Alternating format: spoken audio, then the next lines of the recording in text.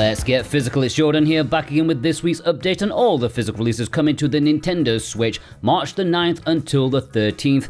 Let's see what we've got this week. The Last Ninja Collection is releasing in Europe this week.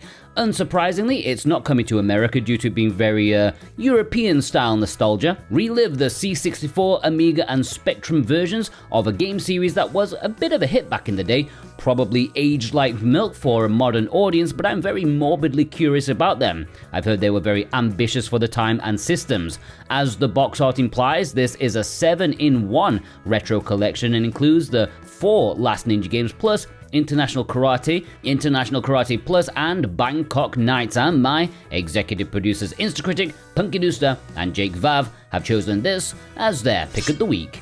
Star Wars Dark Forces Remaster is releasing at retail this week in both North America and Europe. Yes, this was previously a limited run release, but once again Atari ain't playing games anymore. I think they're burning limited run bridges by doing another retail release of one of their games, which is good news in my opinion. This is a fantastic boomer shooter and a fantastic remake. I absolutely loved playing this for my Star Wars video game retrospective, the 12-hour beast that I did.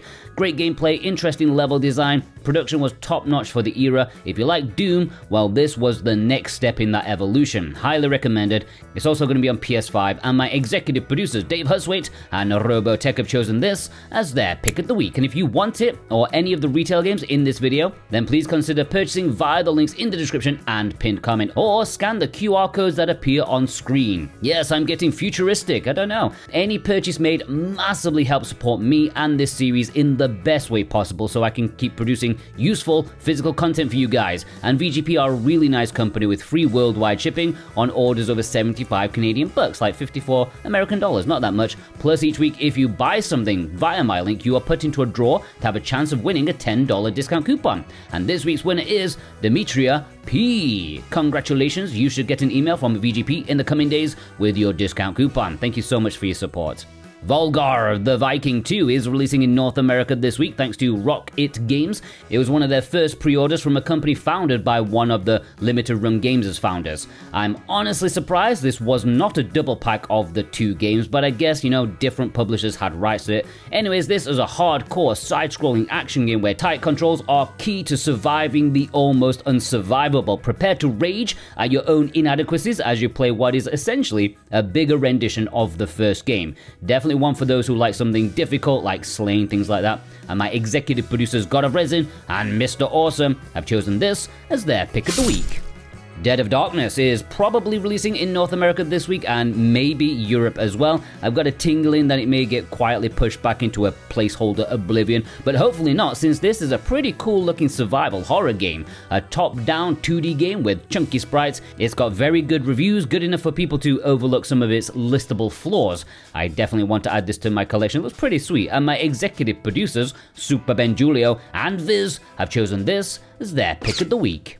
The Excavation of Hobbs Barrow is releasing at retail in North America this week in its standard edition. I think the limited edition from Lost in Cult's website should also be getting sent out around this time too. This is a point-and-click horror adventure with a good story, solid puzzles, and fantastic atmosphere created by the setting. A Lovecraftian-style story that will have you hooked. Old-school fans of the genre will have a good time. Okay, the main character isn't George Stobart or Guybrush Threepwood, but, in the modern era, you have to take what you can get. And my executive producers Louis K, Brent McLean, and Kevin W have chosen this as their pick of the week.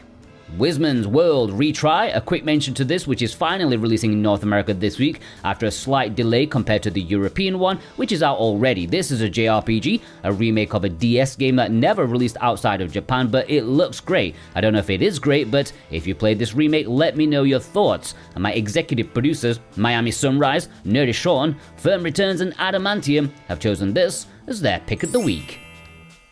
Darkest Dungeon 2 Anniversary Edition. A quick mention to this, which should be releasing in North America this week and maybe Europe next week. Another release of Darkest Dungeon 2, this time in a collector's edition that comes with some various goodies and codes for the DLC. Sadly, the DLC is not on the cartridge, but my executive producers John Jamin, Dane Wilkinson, Azrath, Precision Plague, The Nemo 6, and Jennifer M have chosen this as their pick of the week.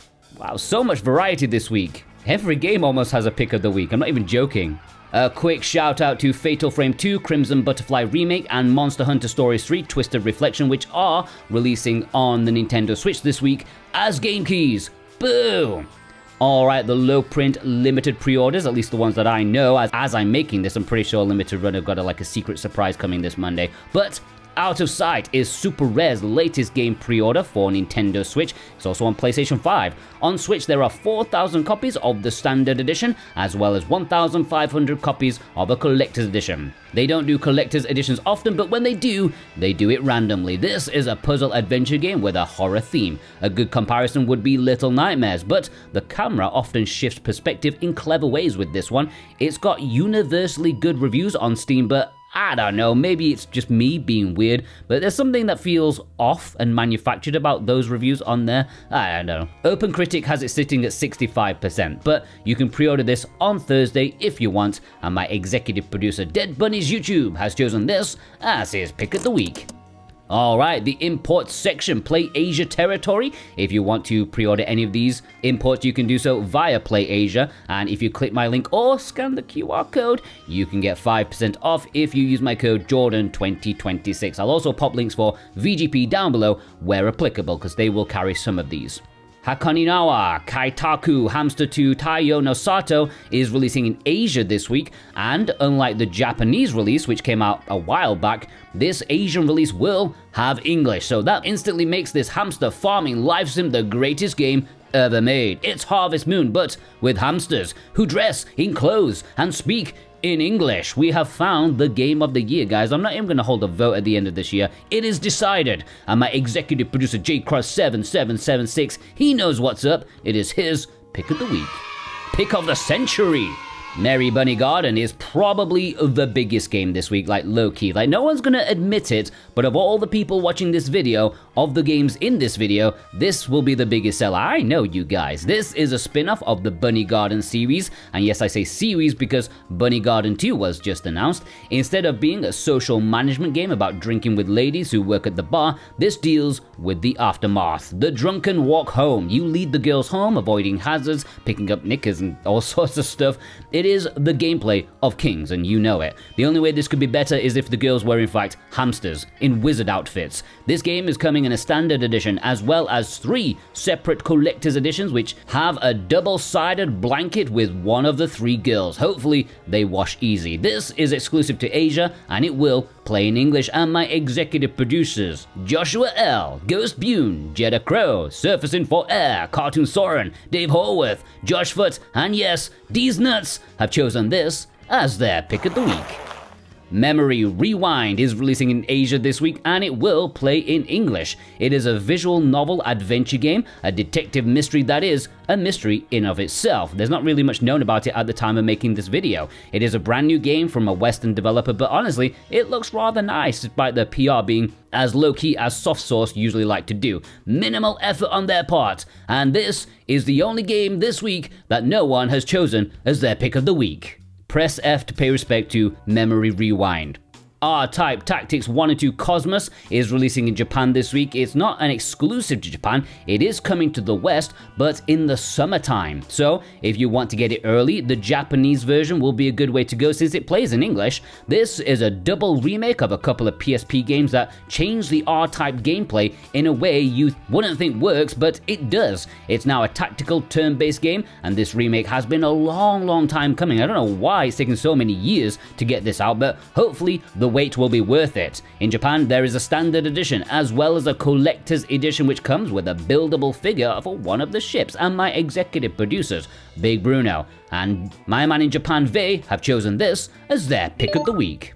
Japan and Asia are getting these games this week. The bottom one does not have English, but the top 4 either do have English and we have them already, or we will have them in the very near future, so there's no point importing them unless you just want them immediately. Alright, before we head into the community spotlight, if you are new here, then hit that subscribe button. It will be the best thing you do today, especially if you like physical video games, okay? Don't subscribe for me, okay? Subscribe for my service to you, okay? Use me, okay? I'm very useful if you like physical video games. Plus, the bigger this channel is, the more publishers will pay attention to the demand for physical media, so do your bit and subscribe.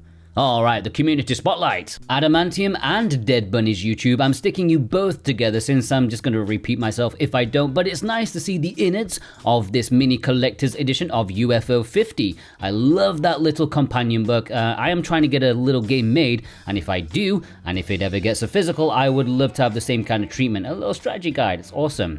Cartoon Soren sent in one of a small group of Scandinavian exclusive releases. I'm not even going to pretend to say the name. I don't know if it's a rare or common game, but it is over there in Scandinavia if you want something very, very unique.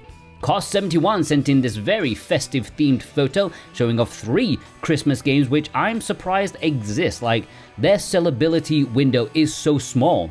Cultured Weeb sent in this photo with one of the biggest imports this year so far. I think Merry Bunny Garden and this are going to be locked in an eternal battle as to which will sell the most.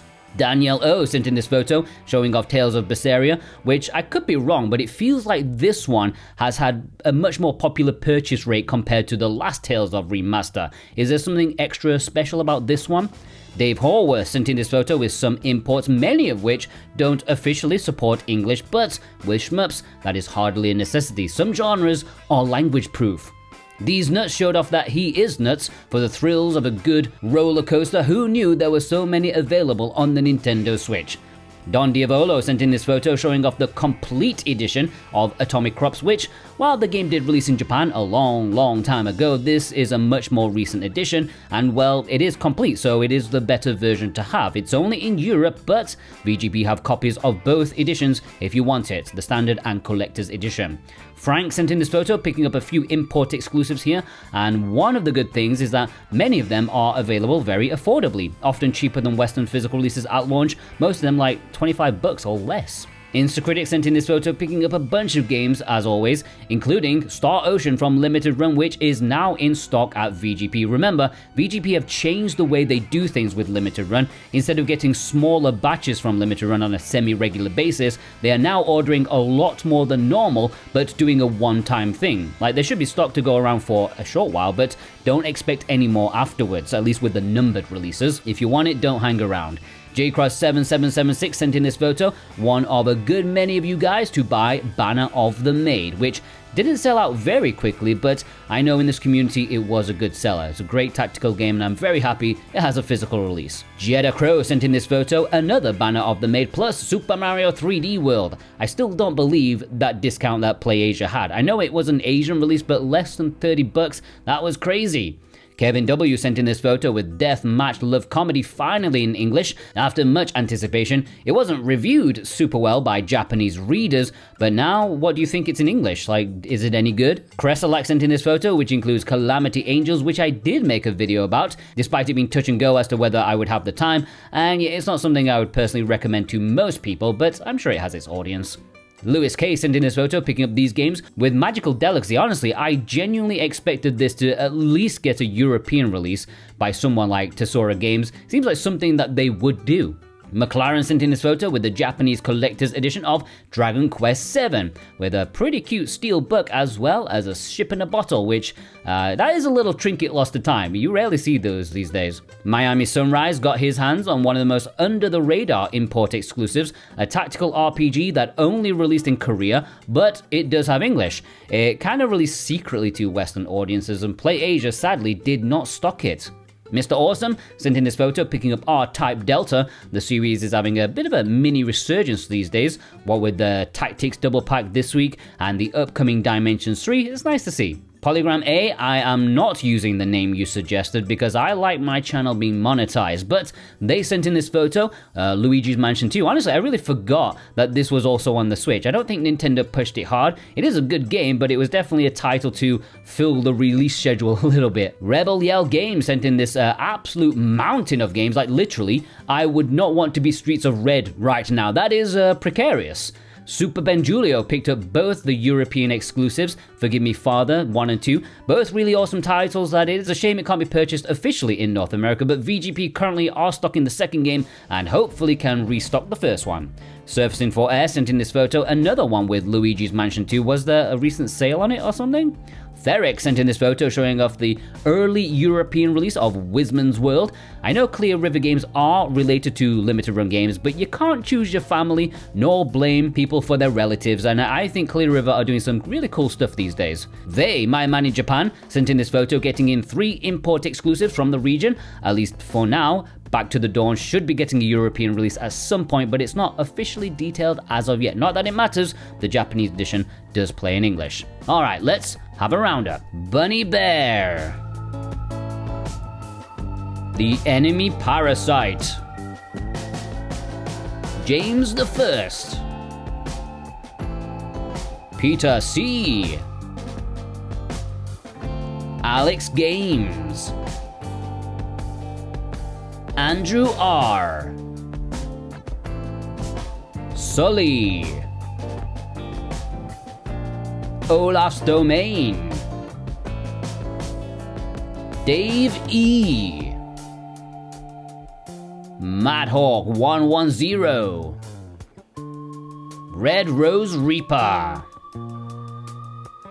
Datman. Superman 2K. The One. The Family OG. Elissa. Twig E. Needless Dragon. Steph M. Corina. Starvey. Akond.